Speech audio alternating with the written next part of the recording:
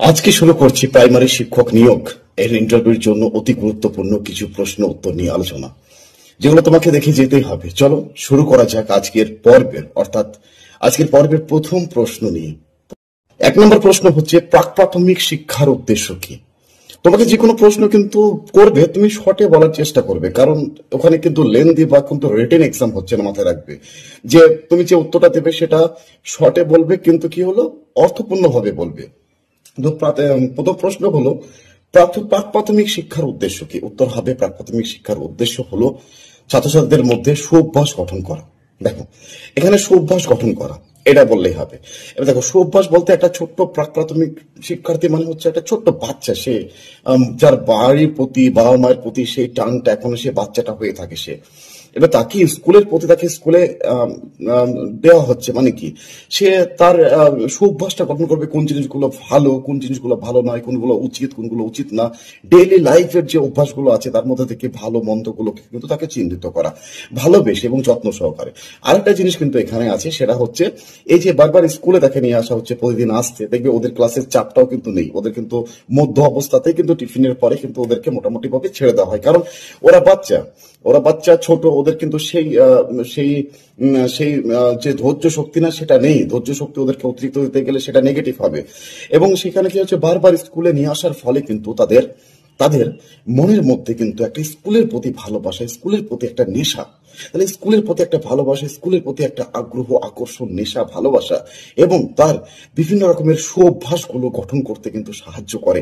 তাই এটাই হলো প্রাক প্রাথমিক শিক্ষার মূল উদ্দেশ্য।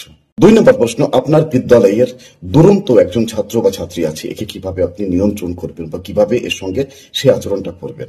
ঠিক আছে, উত্তরটি হবে এরকম যে, আমার ক্লাসে যে দুরন্ত ছাত্র বা ছাত্রীটি আছে তার সেই দুরন্তপনার কারণটি আমি আগে খুঁজে বের করবো। কিসের জন্য সে দুরন্তপনা করছে বা দুরন্ত স্বভাবের হচ্ছে, সে তার কারণটি আগে খুঁজে বের করার চেষ্টা করবে এবং সে কারণটা বের করার পরেও সেটাকে আমি সংশোধন করব। আমি মনে মনে চিন্তা করব যে এই জিনিসটা যদি তার দুরন্তপনার কারণ হয়, তার যদি পড়াশোনা ভালো না লাগে, তার যদি একসঙ্গে বসে থাকতে ভালো না লাগে, তাহলে কি করব, তাকে আমি কি করব, তার পছন্দের মতো একটা বিষয়, হয়তো তার আঁকতে ভালো লাগে, হয়তো তার অন্য কিছু, হয়তো কিছু খেলা করতে ভালো লাগে, তার জন্য তাকে শিক্ষার সঙ্গে যুক্ত করে সেই জিনিসটা যেন শৃঙ্খলা, সেই ক্লাস চলছে সেখানে যেন আরো 5টা ছাত্র বা ছাত্রীর ক্ষতি না হয় এবং তাকেও ক্লাস থেকে বের না করে দিতে পারি। আমি তার জন্য তার পছন্দের মতো জিনিসের উপরে কাজ দেবো আমি, যাতে সেই দুরন্তপনা বা দুষ্টুমি করার সেই সুযোগটা বা সময়টাই না থাকে, তার মাথার মধ্যেই যেন সেটা না থাকে।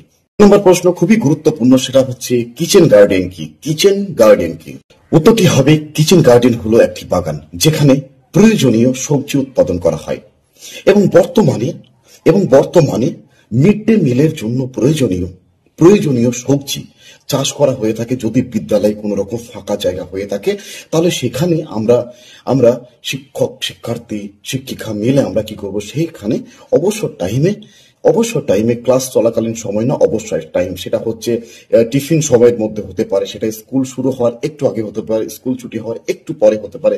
একটু সময় বের করে সেখানে কি করবে, স্কুলে যদি কোনো ফাঁকা জায়গা থাকে তাহলে সেই ফাঁকা জায়গাটাকে আমরা প্রয়োজনীয় অর্থে ব্যবহার করব এবং সেখানে মিড ডে মিলের জন্য কিন্তু আমরা যে কোনো ধরনের সবজি উৎপাদন করে থাকতে পারি আমরা কিন্তু, এবং বর্তমানে এটা কিন্তু অনেক স্কুলে হয়ে থাকে, আমার স্কুলে হয় এটা। 4 নম্বর প্রশ্ন, দেখবে ক্লাস 1 থেকে 5 পর্যন্ত একটা বই থাকে, সেটা হচ্ছে জগৎবাড়ি। তো এই জগৎবাড়ি বইয়ের বিষয়বস্তু কি, বা এই জগৎবাড়ি বইটি কেনই বা পড়ানো হয়? আপনি কি মনে করেন জগৎবাড়ি বইটি পড়ানো উচিত? উত্তর হবে অবশ্যই স্যার, জগৎবাড়ি বইয়ের অবশ্যই প্রয়োজনীয়তা রয়েছে, কারণ এর ফলে শিক্ষার্থীদেরকে কিছু অনেক মূল্যবান জিনিসের কিন্তু শিক্ষা দেওয়া হতে পারে। যেমন হচ্ছে তার চারপাশের জগৎ, একটা শিক্ষার্থী বা আমাদের চারপাশের জগৎ ও সামাজিক বিষয় নিয়ে একটা জগৎ বাড়ি, সেটা কিন্তু শিক্ষা দিয়ে থাকে। একটা যেখানে রয়েছে গাছ লাগানোর প্রয়োজনীয়তা রয়েছে, গাছের ভালো মন্দ, গাছ কেন উপকার সেটা রয়েছে, বাল্য বিবাহ রোধের বিষয় নিয়ে একটা কনসেপ্ট বা একটা ধারণা দেওয়া হয়েছে। হাত ধোয়া মিড ডে মিল খাবার আগে বা যে কোনো সময়, তুমি বাড়িতেও একটা শিক্ষার্থীকে আমি শিক্ষা দিতে পারি যে তুমি বাড়িতে বসে বা যে কোনো খাবারের আগে হাত ধোয়া, খাবার পরে হাত ধোয়া, সেটার কিন্তু সুন্দর কিন্তু পরামর্শ শিক্ষা দেওয়া যেতে পারে।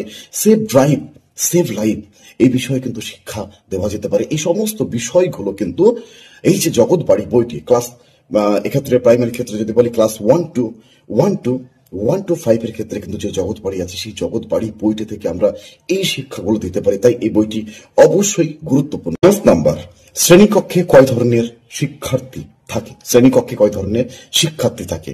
উত্তর হবে শ্রেণীকক্ষে প্রধানত 3 ধরনের শিক্ষার্থী থাকে। 1 নম্বর হচ্ছে উচ্চ মেধা সম্পন্ন শিক্ষার্থী, মধ্য মেধা সম্পন্ন শিক্ষার্থী এবং 3 নম্বর হচ্ছে নিম্ন মেধা সম্পন্ন শিক্ষার্থী।